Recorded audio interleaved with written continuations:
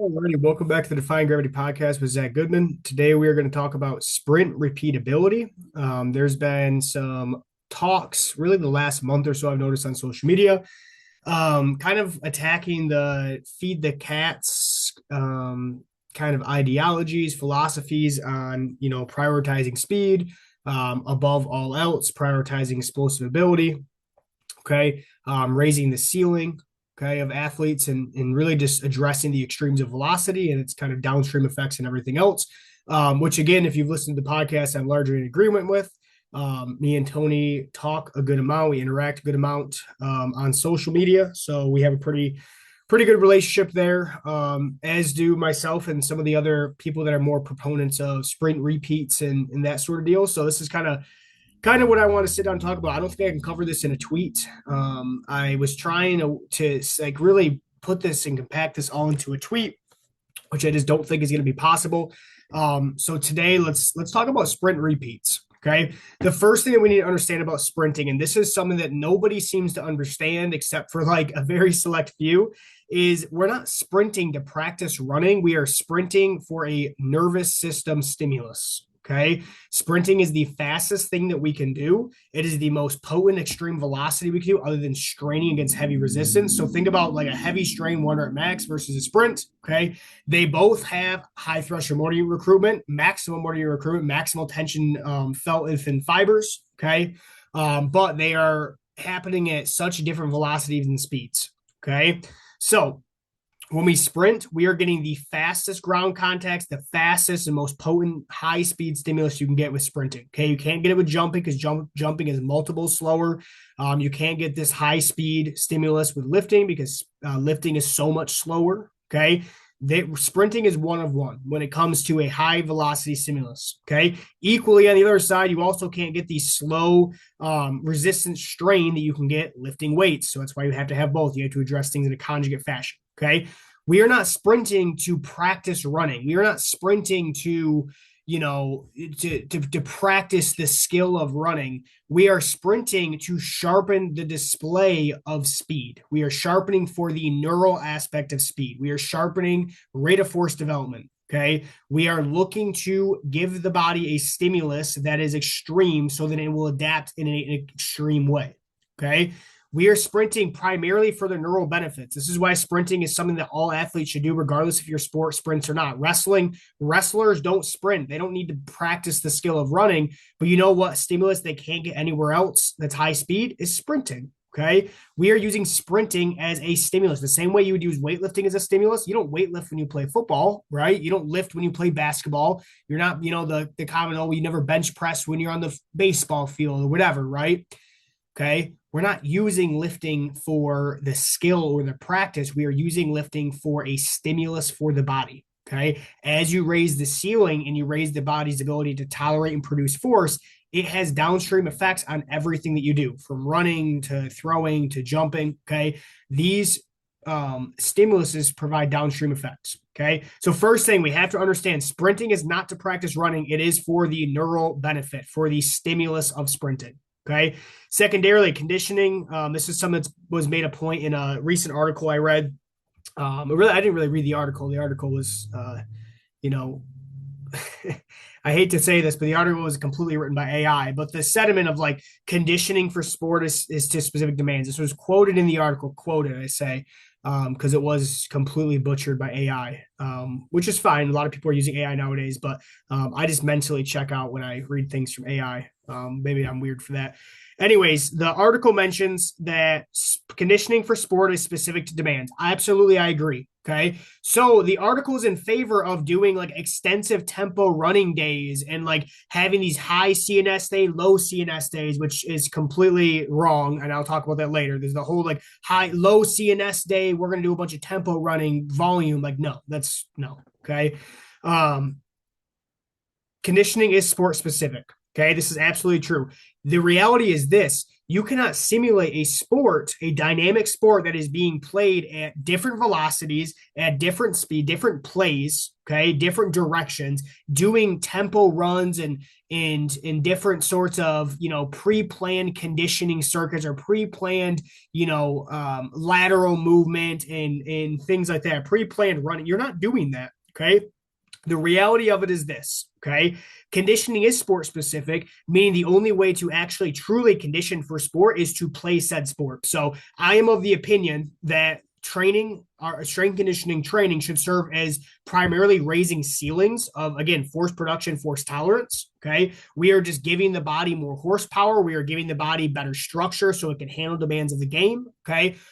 And then our athletes go and play the sport. Okay. We raise the ceiling that has effects, has downstream effects and everything else. And then they go play the sport to sharpen the skill of playing the sport. Right. And so you can read this in all of the texts, all the strength conditioning science books out there you can read. Okay. Hey, an athlete that can produce more force is better across the board in literally every other sport. Okay. And then as you start sharpening skill, you raise the ceiling of skill, because sport skill is primarily, again, capped by physical ability, right? Which is why you see athletes, the best route runners in the league, also tend to be some of the fastest guys in the league. The best linemen in the league also tend to be the strongest linemen in the league. There is a ceiling that physical ability sets the boundaries for what you're able to develop skill-wise. The same reason that the guys that hit the most home runs are also big and strong. It's not because they are so much more skilled. They just have a higher ceiling of display because they are so much more powerful and strong.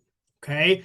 So absolutely. So the premise of like, we're going to do aerobic conditioning, we're going to get the heart rate, we're going to sit on the bikes, and we're going to do air dynes, and we're going to do, conditioning circuits, and we're going to measure heart rates and all this stuff. Like, no. Okay. This is not specific. If we're using the SAID principle to guide conditioning and to guide training, then you literally cannot, like, the SAID principle does not apply to sport. Okay. If I'm playing football, there is nothing that says bench pressing should, according to the SAID principle, should make me a better football player, right? But we know stronger is better. We know the athletes who can produce more force are better, right? You're not sharpening the skill, right? Benching isn't making you a better football player per se, but it's raising the ceiling of what you can become as a football player, because now you have more force you have access to. It's the same thing with sprinting, okay? The same thing with basketball, the same thing with baseball, is we are raising the ceiling way up, okay? So the whole premise of like, we need to, the SAID principle of sprint repeats is that, nobody sprints just once and then they have to, recover and do it all again. It's like, great. That sounds awesome, right? Awesome. Okay. You're not doing that in the weight room, and you're not doing that the only way you are doing that is playing the sport or practicing the sport. Okay. If you are in the weight room doing predetermined drills, you are not getting the stimulus you think you are getting, regardless of heart rate. Okay, you're not getting that same stimulus. This is not, you can't use the SAID principle in multiple areas, and it doesn't apply to everything else. You have to be very logically consistent. That is not a logically consistent argument, because then later on they lay out, okay, well, how this would look.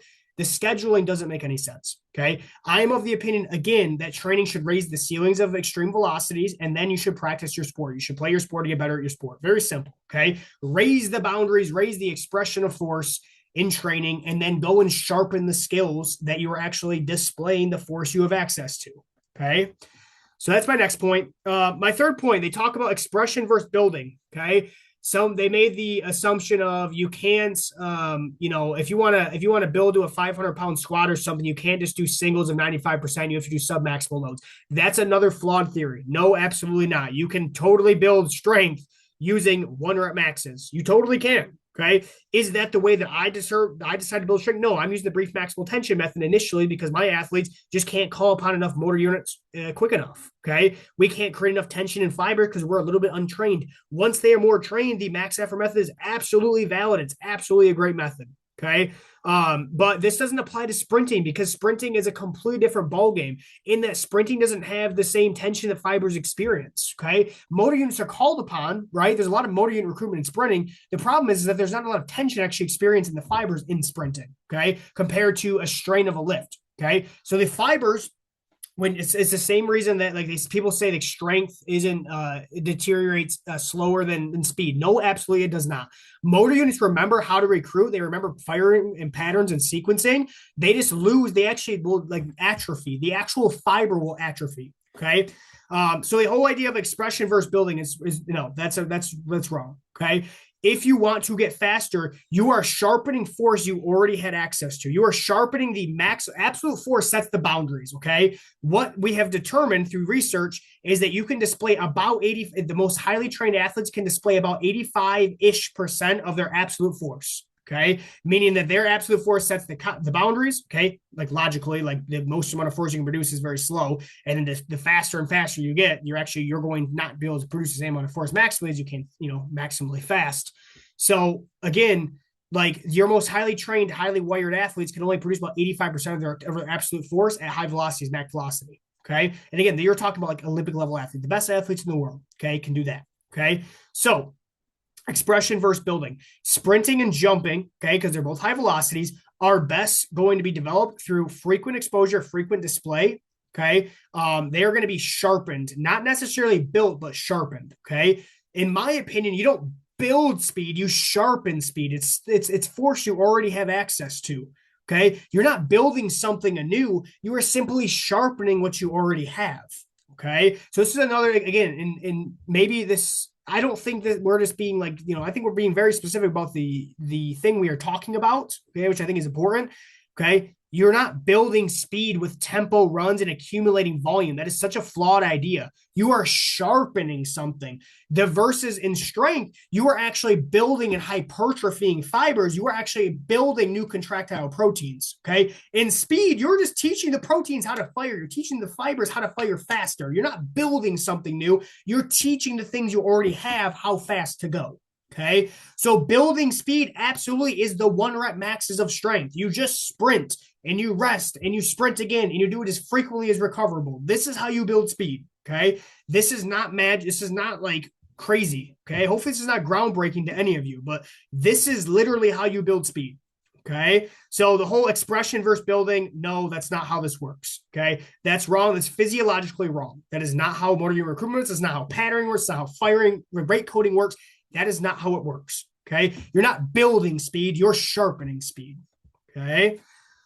Next point, balance and speed training. Okay. The program or whatever outlined in the article, and what people keep saying, this article was not the first place to say this. Okay. Multiple people have been putting out information. It seems that this is the current trend of like, we need to have high CNS days, low CNS days, conditioning days, and speed days, and this whole thing.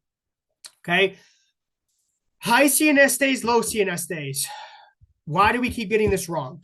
High volume is not a low CNS day. That is wrong. Okay. The central nervous system still experiences massive amounts of fatigue from high volumes. Hence, why athletes cannot produce as much force after they go through a high volume period of work.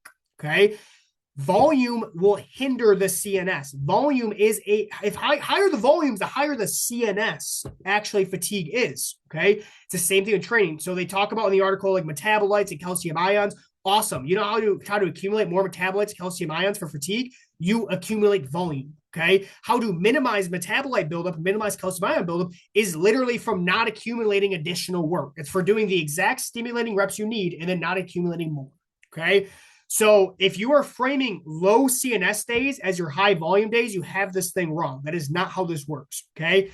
If anything, it's more recoverable to do 3 to 5 max effort sprints, go home and rest and come back the next day. That is more recoverable, even though the intensity is way higher. Okay. The volume is so much lower. So if I'm looking at maybe 100 yards total of distance, but all max effort versus in the article, I think it was 1,000 to 1,500 or something like that volume. Like you're talking about 10 to 15 times more the volume. You think that is less fatiguing on the nervous system? That's crazy. That's absurd. That is absolutely not how the physiology shakes out. Okay.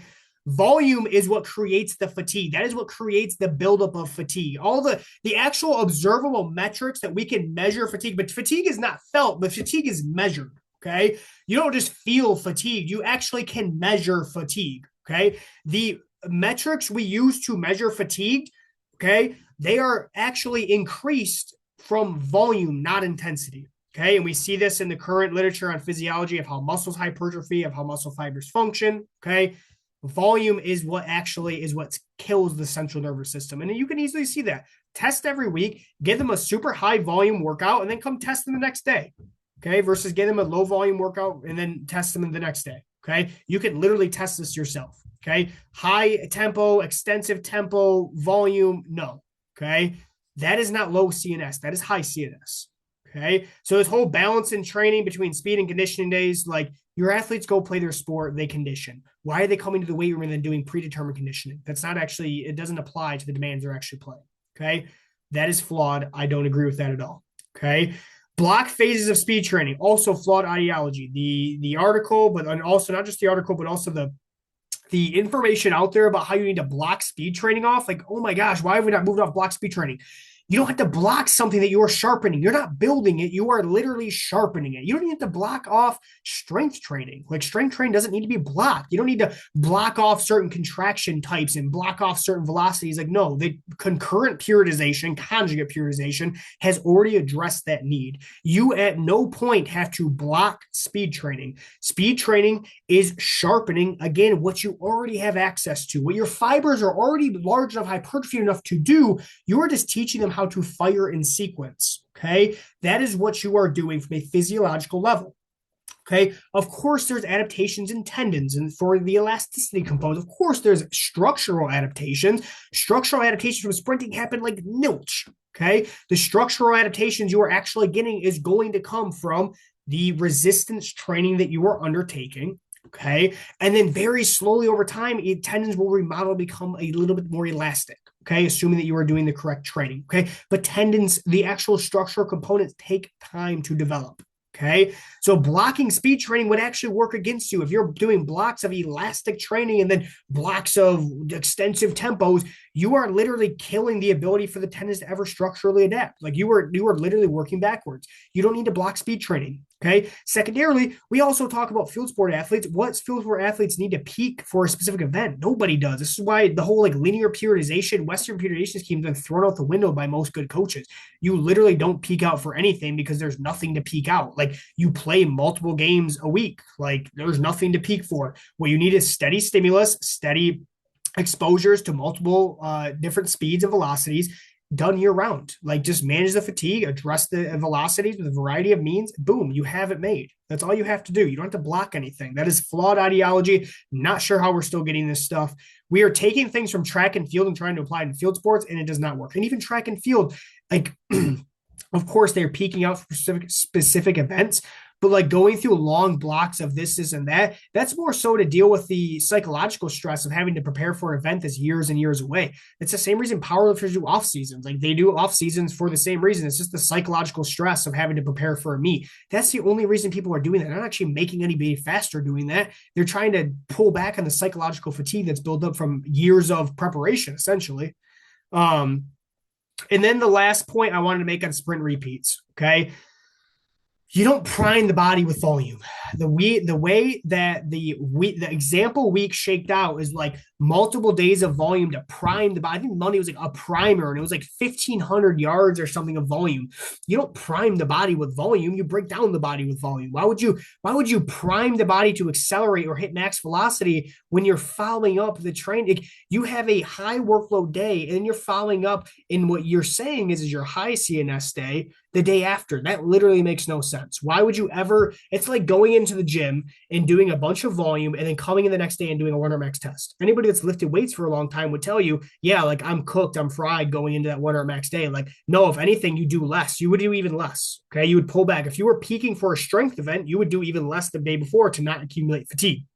You wouldn't go in and do sets of 10 on the squats and then come in and max out the next day. That is literally what you're doing in that plan. That plan that the AI made literally says, like, we're going to come in and we're going to prime the body with some extensive running. We're going to accumulate almost 2,000 yards of volume. Then we're going to come in and test. We're going to do max velocity or accelerations. Like, dude, like that is such the wrong approach. Nobody's gotten faster doing that. I promise you, nobody's gotten faster doing that. If they did, it was complete by mistake. They got faster. You don't prime the body with volume. You pull volume back because volume is the lever that controls fatigue. You pull volume back if you want to be fresh. Okay. So this is kind of my beef with the sprint repeats is just this whole idea of like, you need to do aerobic conditioning. Like I said this on Twitter, but it's true. Okay. The reason that coaches are now talking about conditioning and they're flipping, it's the same thing with Zercher squats, the same thing with box squats. It's the same thing with Olympic lifts, the same thing with loaded jumps. coaches get bored. They get bored of doing the things that work. They get bored of doing whatever their things are. This is why they try different programs, whatever. They get bored. They go down a rabbit hole of something, whether it's Olympic lifts or they go down a rabbit hole of dumbbell jumps and box squats. They don't go down a rabbit hole of conditioning in this aspect. Okay. They go down these rabbit holes because they're bored. They start applying this stuff. They start talking. They start repeating whatever they've been learning on social media. And then they just freaking go for it. And it gets interactions and it gets views. And this is how this thing happens. Okay. Anybody in the trenches actually measuring times? Nobody's doing this. Nobody is doing high CNS, low CNS, extensive tempo day and this and that. Like if you're doing that with high school athletes, college athletes, field sport athletes, good luck because you're wasting time with that. Okay. Absolutely wasting time. I can tell you that from what I have observed, tracking hundreds of sprints a week for years now, I can tell you that I would never front load my kids with volume before sprint testing them. I would also never block out their speed training. There's literally no need for that at all to make them faster. I would never add additional conditioning to kids that are already playing multiple sports for multiple teams the entire year. AAU, like you can't be on the fence of like AAU and travel ball being bad, but then also being for conditioning. Like, why is AAU and travel ball bad? Oh, because you're accumulating a lot of volume. So then on the opposite end, why would you be a proponent of also accumulating a ton of volume in training when these kids already have sufficient workloads as is? The logic, it doesn't make any sense. Okay.